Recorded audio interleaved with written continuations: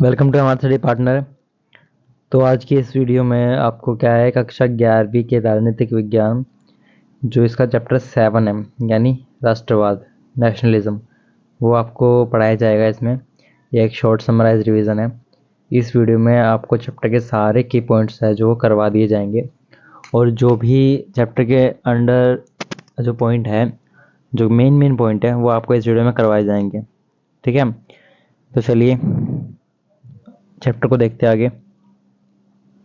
सबसे पहला आपका पॉइंट है राष्ट्रवाद क्या होता है, क्योंकि ये जो चैप्टर है वो पूरा राष्ट्रवाद पर निर्भर है। तो इसमें पहला पॉइंट है आपका राष्ट्रवाद क्या होता है, यानी एक्सप्लेनेशन देनी है।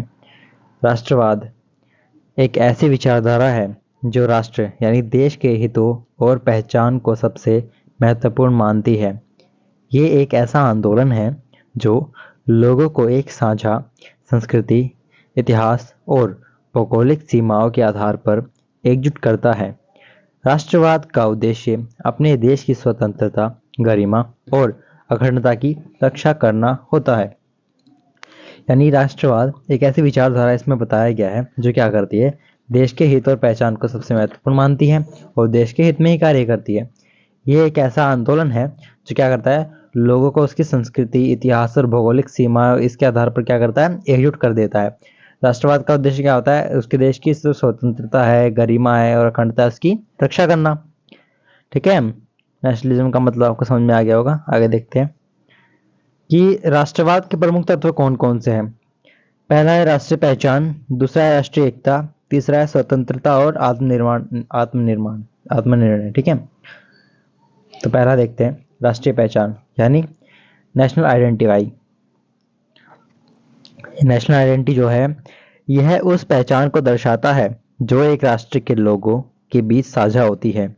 इसमें भाषा, संस्कृति, धर्म, इतिहास और रीति रिवाज शामिल होते हैं। जो नेशनल आइडेंटिटी है यानी राष्ट्रीय जो पहचान है, ये क्या करती है, ये उस पहचान को दर्शाती है जो क्या करती है कि राष्ट्र के लोगों के बीच क्या है, साझा होती है। इसमें क्या है, भाषा, संस्कृति, धर्म, इतिहास और रीति रिवाज क्या है, ये सब शामिल होते हैं, एक तरीके से तत्व होते हैं। ठीक है, पार्ट होते हैं उसी से। दूसरा है आपका ये राष्ट्रीय एकता, नेशनल यूनिटी। राष्ट्रवाद राष्ट्रीय एकता को बढ़ावा देता है, जिससे विभिन्न जातियां और धर्म और भाषा के लोगों का एक राष्ट्र के रूप में एकजुट हो सकते हैं। ठीक है, जो राष्ट्रीय एकता है वो क्या करती है, विभिन्न जातियों को और धर्मों को और भाषाओं को क्या करते हैं, बढ़ावा देता है, जिसके कारण राष्ट्र में एकजुटता हो सकती है। तीसरा पॉइंट है आपका स्वतंत्रता और आत्मनिर्णय। ठीक है, यानी इंडिपेंडेंस एंड सेल्फ डिटर्मिनेशन। राष्ट्रवाद का एक प्रमुख उद्देश्य अपने देश की स्वतंत्रता की रक्षा करना और लोगों को अपने राजनीतिक, सांस्कृतिक और आर्थिक मामलों में आत्मनिर्णय का अधिकार देना। ठीक है, राष्ट्रवाद है जो, उसमें क्या है, एक प्रमुख उद्देश्य है राष्ट्रवाद का कि स्वतंत्रता की रक्षा करना, और क्या है, लोगों के राजनीतिक, सांस्कृतिक और आर्थिक जो मामले हैं उनका आत्मनिर्णय यानी खुद से निर्णय लेने की अधिकार देना। ठीक है, आगे देखिए राष्ट्रवाद के प्रकार। राष्ट्रवाद के जो है 4 प्रकार है आपके। पहला प्रकार है क्लासिक राष्ट्रवाद, दूसरा प्रतिक्रियात्मक राष्ट्रवाद, तीसरा समाजवादी राष्ट्रवाद, चौथा संकीर्ण राष्ट्रवाद। तो आपका देखिए पहला क्या है, क्लासिक राष्ट्रवाद यानी क्लासिक नेशनलिज्म। यह है यूरोप के देशों में औपनिवेशिक काल के बाद विकसित हुआ।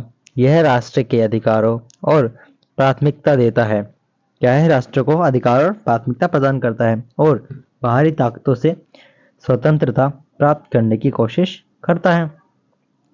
जो यूरोप के देशों में क्या है, औपनिवेशिक काल के बाद जो विकसित हुआ वो राष्ट्रवाद कौन सा था, क्लासिक राष्ट्रवाद। क्या करता है कि जो राष्ट्र होता है इसको क्या करता है, अधिकारों को प्राथमिकता देता है, राष्ट्र के अधिकारों को, और क्या करता है, जो बाहरी ताकतें होती हैं उनसे स्वतंत्र रहने के लिए कोशिश करता है। दूसरा है आपका प्रतिक्रियात्मक राष्ट्रवाद, यानी जो है ये क्या है, ये आंदोलन, तब ये जो एक आंदोलन के रूप में देखा गया है, प्रतिक्रियात्मक राष्ट्रवाद है, इसको एक आंदोलन के रूप में देखा गया है। यह तब उत्पन्न हुआ जब आपने पारंपरिक रूपों और संस्कृतियों की रक्षा के लिए लड़ने लगे। जब लोग क्या करने, अपने पारंपरिक रूप और अपनी संस्कृति की रक्षा के लिए लोग लड़ने लगे, तो क्या रूप उत्पन्न हो गया, रिएक्शनरी नेशनलिज्म। ठीक है, जो आपका प्रतिक्रियात्मक राष्ट्रवाद है वो उत्पन्न हो गया। ये यूरोप में शाही और साम्राज्यवादी ताकतों के खिलाफ थे। जो ये प्रतिक्रियात्मक राष्ट्रवाद है यानी रिएक्शनरी नेशनलिज्म है, ये किसके खिलाफ था, यूरोप में जो शाही और साम्राज्यवादी जो ताकतें थी यानी जो राज कर रही थी उस समय, उनके खिलाफ था। जो आपका तीसरा है वो है सामाजिक, जो है समाजवादी राष्ट्रवाद यानी सोशलिस्ट नेशनलिज्म।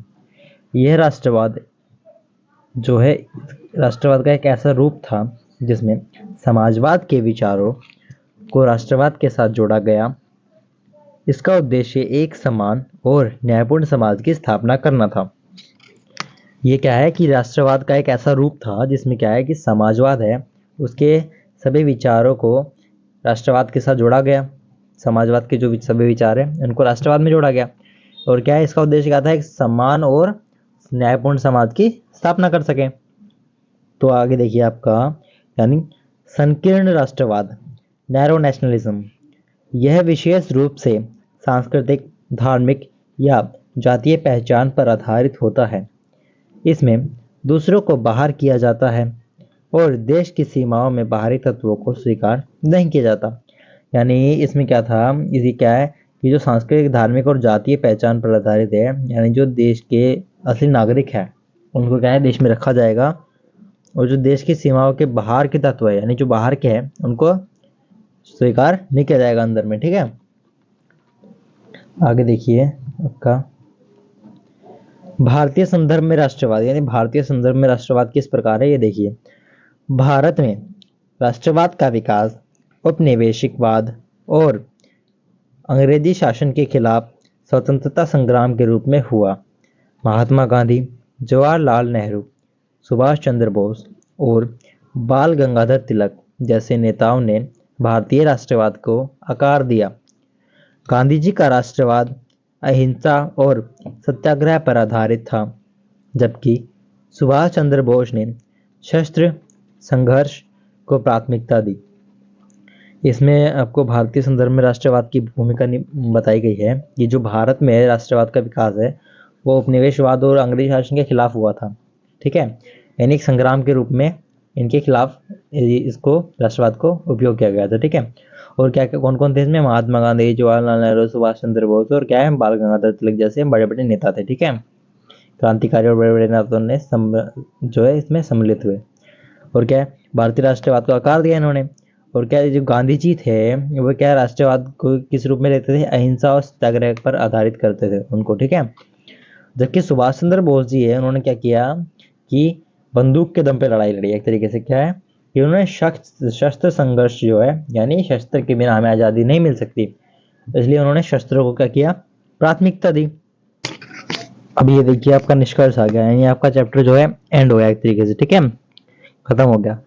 इसमें क्या है निष्कर्ष में कि राष्ट्रवाद केवल एक राजनीतिक विचारधारा नहीं है, बल्कि यह एक भावनात्मक जुड़ाव और सांस्कृतिक पहचान का प्रतीक भी है। भारत और यूरोप में राष्ट्रवाद ने अपने अपने समय में महत्वपूर्ण भूमिका निभाई है और कई स्वतंत्रता आंदोलनों को प्रेरित किया है। ठीक है, निष्कर्ष में क्या बताया गया है कि जो राष्ट्रवाद है वो केवल एक विचारधारा की लड़ाई नहीं है, यानी एक राजनीतिक विचारधारा नहीं है, वो क्या है बल्कि एक भावनात्मक जुड़ाव है, जो क्या है एक सांस्कृतिक पहचान का भी प्रतीक माना जाता है। भारत और यूरोप जैसे जो है देशों में इसने क्या है राष्ट्रवाद ने अपने अपने समय में महत्वपूर्ण भूमिका निभाई है और क्या है कई प्रकार के स्वतंत्रता के जो आंदोलन हुए हैं उनमें क्या किया है, उनको प्रेरित किया है और उनको जो है अंजाम तक पहुंचाने के लिए राष्ट्रवाद ने बहुत हेल्प की है, मदद की है। ठीक है, चलिए इस प्रकार यह अध्याय छात्रों को राष्ट्रवाद के विकास, इसके विभिन्न रूपों और इसके ऐतिहासिक और सामाजिक संदर्भ में समझाने में मदद करता है। Thank you for watching my video. Like, share and subscribe my channel for more videos.